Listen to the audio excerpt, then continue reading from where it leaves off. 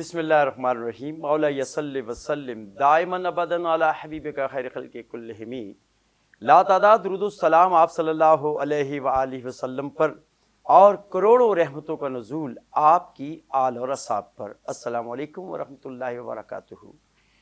سر تابہ قدم ہے تن سلطان زمن پھول، لب پھول دہن پھول زقن پھول بدن پھول، واللہ جو مل جائے میرے گل کا پسینہ، مانگے نہ کبھی عطر نہ پھر چاہے دلہن پھول۔ اور کیا بات رضا اس چمنستان کرم کی کہ زہرا ہے کلی جس میں حسین اور حسن پھول۔ اور یہ پروگرام نور ہدایت یہ آپ کی خدمت میں ہم پیش کر رہے ہیں، اور اس پروگرام کے اندر ہم کوشش کریں گے وہ شرعی مسائل، قرآن پاک کی صورتیں اور حدیث مبارکہ کہ جن کا تعلق انسان کی، مسلمانوں کی عملی زندگی سے ہے۔ تو آج بھی ایک ایسی حدیث ہم نے منتخب کی ہے جسے حضرت جبریل علیہ السلام آپ صلی اللہ علیہ وسلم کے پاس تشریف لے کے جب آئے تو یہ حدیث پیش کی، تو اس کا نام بھی حدیث جبریل پڑا۔ اس پہ گفتگو کے لیے ہمارے اسٹوڈیو کی زینت ہیں جناب صوفی عبداللطیف ہزاروی صاحب۔ آئیے ناظرین آپ کی ان سے ملاقات کرواتے ہیں۔ السلام علیکم۔ وعلیکم السلام ورحمۃ اللہ وبرکاتہ۔ صوفی صاحب میں آپ کو خوش آمدید کہتا ہوں کہ آپ تشریف لائے، اور آپ صلی اللہ علیہ وآلہ وسلم نے جو حدیثیں، جو آپ کی زبان اطہر سے جو بات نکلی وہ حدیث ہوئی، بے شک۔ اور آپ نے جو بھی ارشاد فرمایا ہمارے لیے سر آنکھوں پر، کیونکہ ہم اس پہ عمل پیرا ہوں گے تو ہماری نجات ہوگی۔ بے شک۔ تو آپ صلی اللہ علیہ وآلہ وسلم کے پاس حضرت جبریل تشریف لائے، آپ صلی اللہ علیہ وسلم صحابہ کے درمیان تشریف فرما ہے، بیٹھے ہیں، اور جبریل امین تشریف لاتے ہیں اور آ کر آپ صلی اللہ علیہ وسلم کے پاس اس طرح بیٹھ جاتے ہیں کہ دونوں اپنے زانوں گھٹنے آپ صلی اللہ علیہ وسلم کے گھٹنوں سے ملا دیتے ہیں، سبحان اللہ۔ اور جس طرح کہ نماز اتحیات میں بعد بیٹھا جاتا ہے اس طرح بیٹھتے ہیں، اور آپ صلی اللہ علیہ وسلم سے پوچھتے ہیں یا رسول اللہ دین کیا ہے، اسلام کیا ہے اور احسان کیا ہے۔ تو یہ تینوں چیزیں ہماری سوسائٹی سے، ہم معاشرے سے تعلق رکھتی ہیں۔ بے شک۔ تو میں آپ سے چاہوں گا کہ یہ حدیث مبارکہ، اس کا مفہوم اور اس کے بارے میں یعنی کہ آپ فرمائیے کہ آپ صلی اللہ علیہ وسلم نے کیا جواب مرمت فرمایا۔ محمد زبیر علوی بھائی، بہت شکریہ آپ کا کہ آپ نے ہمیں وینس ٹی وی پر دین کی خدمات کے سلسلے میں اور بالخصوص اس عظیم حدیث شریف کے متعلق کچھ عرض کرنے کے لیے مدعو فرمایا۔ اللہ رب العزت ہمارا قبول فرمائے، آمین آمین۔ سب سے پہلے ہم درود شریف پڑھیں گے۔ اللہم صلی علی سیدنا مولانا محمد مصدر الہو فلہو للہو من الہو وعلی آلہ واصحابہ وسلم یا من یاہو۔ آہا۔ علوی بھائی، حضور پر نور سرور کون و مکان صلی اللہ علیہ وآلہ وسلم اپنے صحابہ کی جھرمٹ میں جلوہ فگن ہے۔ آئے ہائے۔ اسی اثناء میں ایک شخص حاضر ہوتا ہے اور سلام کرتا ہے۔ صحابہ کرام اس کی جانب متوجہ ہوتے ہیں، اور سیدنا عمر بن خطاب رضی اللہ تعالی عنہ واہ۔ اس حدیث شریف کے راوی ہیں، بخاری و مسلم شریف کی حدیث مبارکہ ہے۔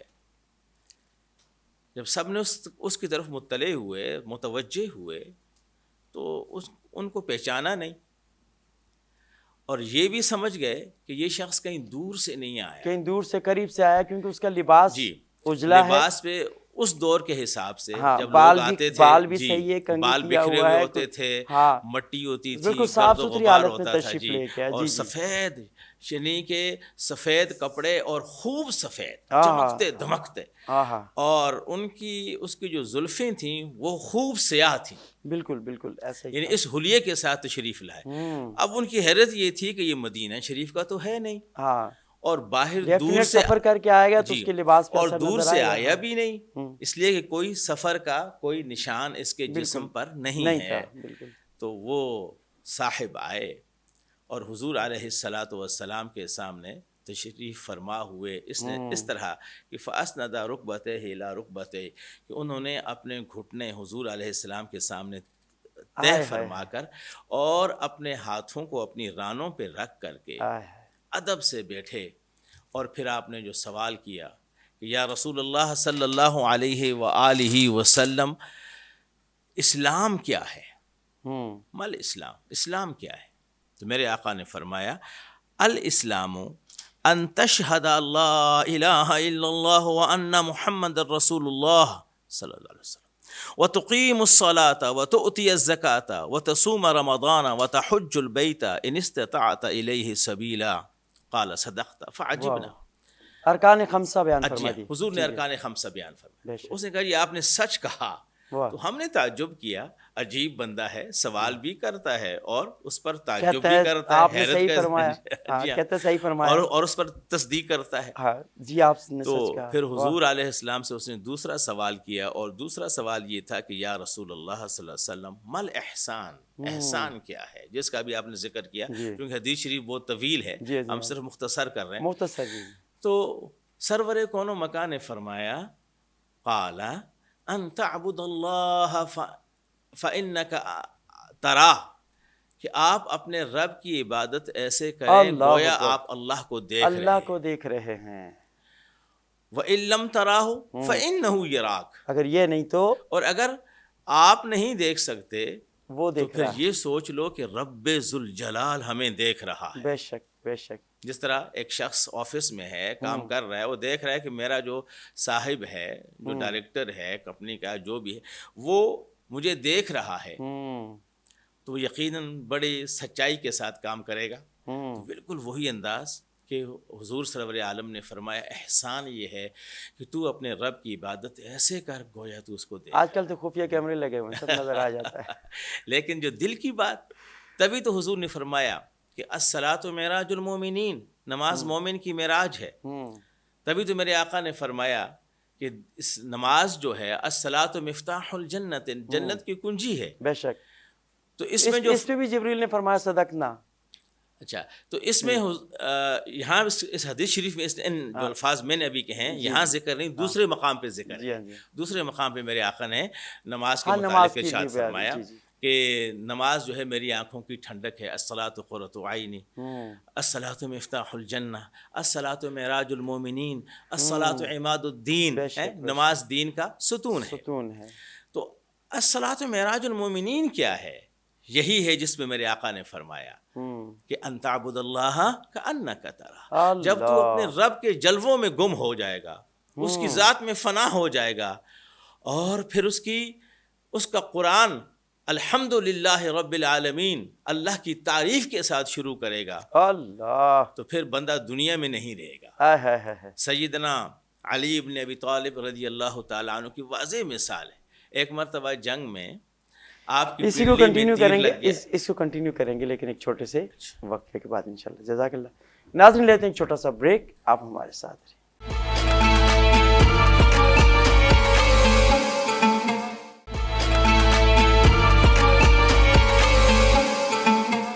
خوش آمدید ناظرین، نور ہدایت میں آپ کو خوش آمدید کہتے ہیں، اور ہمارے درمیان تشریف فرما حضرت علامہ صوفی عبداللطیف ہزاروی صاحب۔ جی صوفی صاحب، آپ فرما رہے تھے نماز کے بارے میں، یعنی کہ ہم نے مختصر یوں سمجھتے ہیں نا اس بات کو، اگر ہم اس کو سمیٹیں ہیں تو اس طرح کہ ہم اللہ کی عبادت ایسے کریں کہ اللہ ہمیں دیکھ رہا ہے۔ اگر اللہ نہیں دیکھ رہا، پہلے تو ہم اللہ کو دیکھ رہے ہیں، ہم نہیں دیکھ رہے تو اللہ ہمیں دیکھ رہا۔ صوفیاء، عارفین، ان کی نماز ایسے ہے اللہ کہ وہ نماز کا معنی یہ کہ اللہ سے کلام کرنا، اور پھر کلام کرنے کے بعد جو اگلی سیڑھی ہے اللہ کے جلووں میں گم ہونا، فنا ہونا، پھر قرب رب ذوالجلال حاصل ہونا، اور پھر قرب کے ساتھ ساتھ دل کی آنکھ سے، سر کی آنکھ سے کوئی نہیں دیکھ سکتا سوائے رسول اللہ کے، دل کی آنکھ سے اللہ کا دیدار کرنا، یہ بھی اس میں شامل ہے۔ اولیاء اللہ الحمدللہ اس صفت کے حامل ہوا کرتے ہیں۔ تو سیدنا علی بن ابی طالب رضی اللہ تعالیٰ عنہ کو جب تیر نکالنے کے لیے لوگ جمع ہوئے تو آپ نے توقف فرمایا ابھی رہنے دو۔ آپ نماز میں کھڑے ہوئے، لوگ آگے بڑھے اور آپ کا تیر کھینچ کے نکال دیا، آپ کو پتہ ہی نہ چلا۔ جب سلام پھیرا، فرمایا کیا تو میرا تیر نکالنے جمع ہوئے ہو؟ عرض کہ حضور ہم تو نکال چکے ہیں۔ فرمایا مجھے، چونکہ اس تیر میں زہر تھا اور اللہ پنڈلی اکبر۔ پہ کافی دنوں سے لگا ہوا تھا تو پنڈلی میں گویا زخم بن گیا. ہوں، ہوں۔ تو اللہ اکبر، اس طرح کے بے شمار مثالیں موجود ہیں. صحابہ کرام نماز پڑھ رہے ہیں، سانپ گر رہا ہے چھت سے، انہیں پتہ ہی نہیں ہے، بچہ پاس بیٹھا ہوا ہے. اس طرح کی اور بے شمار مثالیں ہیں کہ جو اللہ رب ذوالجلال کی عبادت کرتا ہے سچے دل سے تو اللہ اسے اپنے قرب کی راہیں عطا فرماتا ہے. حضرت ہمارا یہ ٹاپک ہے نہیں ہے، لیکن آپ نے جو بیان فرمایا نا، اس میں ایک پوائنٹ میرے ذہن میں آیا، میں نے کہا آپ سے کلیئر کر لے کہ دیکھیں شیطان ہمیشہ وہاں حملہ کرے گا جہاں کچھ ہوگا. بے شک. ٹھیک ہے، ایک شخص جب نماز پڑھتا ہے تو اس کو اس میں گمان آتے ہیں، خیالات آتے ہیں. تو کچھ علماء یہ بھی کہتے ہیں کہ یہ ایمان کی بھی علامت ہے، کیونکہ ظاہر ہے اب وہ شخص اتنے انہماک کے ساتھ نماز پڑھ رہا ہے تو شیطان اس پہ حملہ کرتا ہے. یقیناً جی شیطان کا حملہ تو جناب بہت سخت ہے. جو لوگ سچے دل سے نماز پڑھتے ہیں انہماک کے ساتھ، تو شیطان پہلے ان کے دائیں طرف سے آتا ہے، پھر آ کے وسوسہ ڈالتا ہے. یہ قرآن کریم میں پھر سامنے سے آتا ہے، پھر وسوسہ ڈالتا ہے، پھر بائیں طرف سے آتا ہے. اب بندہ جو ہے اس وسوسات کو کاٹ رہا ہے، ختم کر رہا ہے، تو پھر وہ پیچھے سے آتا ہے اور پرانی کوئی بات یاد دلا دیتا ہے بچپن کی. ہاں جی، کوئی ہنسی مذاق کی بات یاد دلا دیتا ہے کہ کسی طرح اس کی اس نماز کی خراب کر دوں یکسوئی میں. ختم ہو. اللہ یہ اکبر. اللہ کی جن راہوں پہ چل رہا ہے، ہاں. اللہ کے قرب کی جن منزلوں پہ چل رہا ہے، اللہ رب ذوالجلال کی رحمت اور برکت کے ساتھ اس کے نور کی رہنمائی میں جو چل رہا ہے، اس کا رخ ادھر سے مڑ جائے، ادھر سے ہٹ جائے اور دنیاوی خیالات میں سے کسی خیال میں کھو جائے، گم ہو جائے. یہ ہے تو شیطان کا مقصد. وہ نماز سے بھی روکتا ہے، لیکن سب سے زیادہ اس کا روکنا اس بات سے ہے کہ ایسی نماز نہ ہو جائے جو حضرت امام حسین کی طرح کوئی سجدہ نہ ہو جائے، اور کوئی ایسی نماز نہ ہو جائے کہ جو بندے کو اللہ کا محبوب بنا دے. اللہ اکبر. حضرت ایسا بلال جیسی سجدہ نماز نہ ہو جائے. ہیں جی، حضرت بلال جیسی نماز. بے شک. کیا کہنے ہیں. جی جی. تو اس حدیث شریف میں اس کے علاوہ جو آگے جب ذکر آتا ہے تو حضور علیہ السلام نے فرمایا کہ ان تلد الامۃ ربتہا، کہ ایک خاتون اپنے آقا کو جنے گی. اللہ لونڈی اپنے مالک کو جنے گی، اپنے پالنے والے کو جنے گی. ربتہا، اس کے اندر ہی بڑا واضح اشارہ ہے کہ اولاد نافرمان ہو جائے گی، ماں باپ کا احترام نہیں کرے گی، ان کا ادب و احترام ختم ہو جائے گا. حالانکہ اسلام نے تو ماں باپ کی عظمت پر، ماں باپ کی رفعت پر اور محبت پر اور احترام پر بے شمار مثالیں موجود ہیں. بالکل بالکل.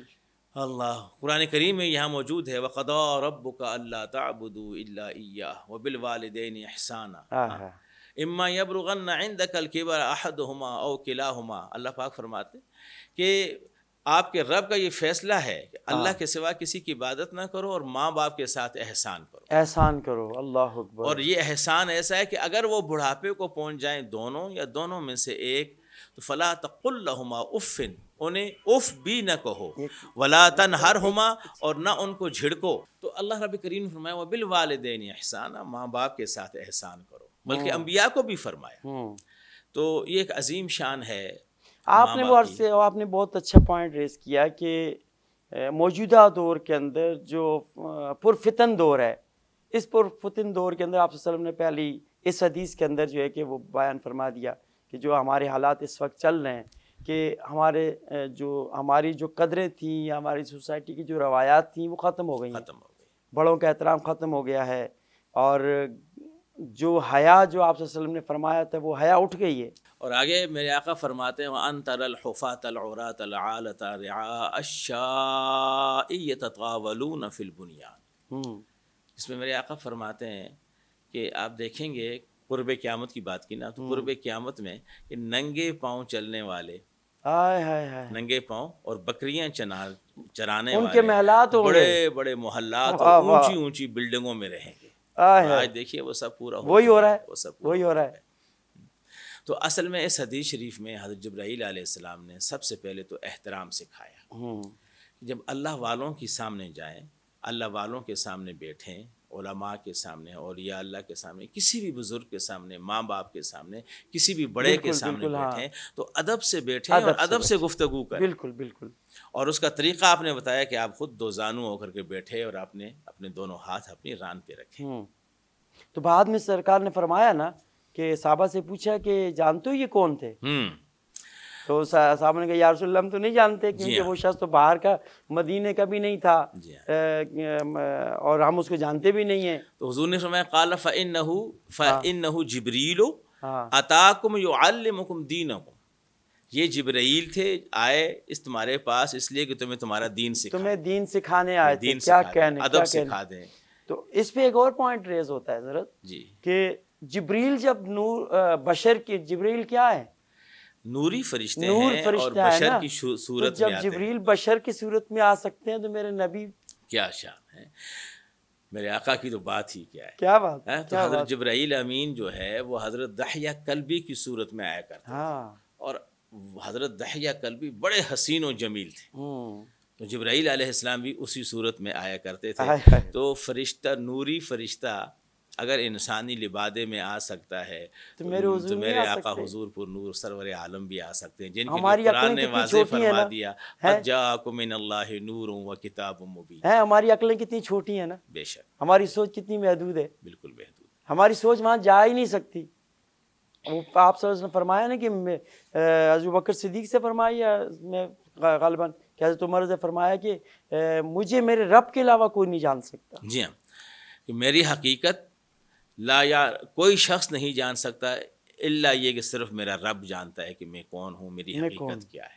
تو آج ہماری زبانیں دراز ہو گئیں، بے شک ہے نا، تو ہم مقام ہی نہیں پہچان رہے، ہم حضور کو سمجھ ہی نہیں رہے کہ بات کیا اپنے ہے. جیسا انسان اللہ اپنے اکبر جیسا اللہ اکبر انسان، اللہ. ہمیں حالانکہ دیکھیے اپنے جیسا انسان باپ بیٹا بھی نہیں ہوتے، باپ بیٹا بھائی بھی نہیں ہو بھائی بھی سکتے، نہیں باپ ہوتے. بیٹا بھی ہو سکتے. ہاں، اور یہ تو آپ صلی اللہ کسی علیہ وسلم ایک ہاں. کے اندر دوسرے کی جو ہے نا صفات پوری کی پوری نہیں پائی جاتی، ہر ایک کی طبیعت مزاج رنگ الگ ہیں. تو جب یہاں تک ایسا نہیں تو اللہ کا رسول جس کی خاطر رب ذوالجلال نے پوری کائنات کو پیدا کیا، بے شک وہ وجہ تخلیق کائنات ہے. اگر سرور عالم نہ ہوتے تو ایک اس کائنات کا وجود ہی نہ ہوتا. تو اللہ رب العزت نے حضور علیہ الصلاۃ والسلام کو سب سے پہلے اس کائنات میں پیدا فرمایا، آپ کی روح انور کو، آپ کی حقیقت کو. بالکل بالکل. جزاک اللہ جزاک اللہ، بہت شکریہ صوفی صاحب. یہ موضوع بہت طویل ہے. حضرت یہ جبریل، حضرت حدیث جبریل جو ہے اور اس یہ کو بڑی حدیث طویل احسان بھی کہتے ہیں. حدیث ہے، احسان، اور احسان بھی اس کا نام ہے. اور آپ صلی اللہ علیہ وسلم کے پاس جس طرح جبریل آئے اور جس تفصیل کے ساتھ دین کے بارے میں آپ نے سوال و جواب کیے، پھر آپ نے خود ہی کہا صدقنا، خود ہی اس کی تصدیق بھی کرتے رہے. صدقتا، ہاں صدقتا یا رسول اللہ، صدقتا، آپ نے سچ فرمایا. تو اب یہ ہے کہ دین علماء کے پاس جا کے بھی دین سیکھنا چاہیے. ٹھیک ہے، جو ہمارے جو ائمہ اکرام ہیں ان کے پاس جانا چاہیے، صوفیاء اکرام کے پاس جانا چاہیے.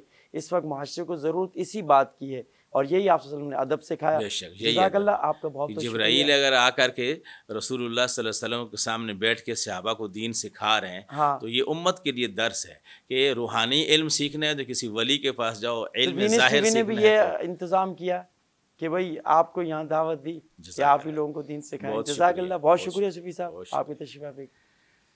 ناظرین، آج کے اس پروگرام میں ہم نے جبریل، حدیث جبریل بیان کی اور اس کے مفہوم مختصر بیان کیے، کیونکہ ٹائم بہت کم ہوتا ہے، پوری تفصیل سے بات نہیں کی جا سکتی اس میں. لیکن دعا یہ ہے کہ اللہ تعالیٰ ہمیں جتنا بیان کیا اللہ تعالیٰ ہمیں اس پہ عمل کی توفیق عطا فرمائے. اپنے میزبان زبیر الوی کو اجازت دیجیے.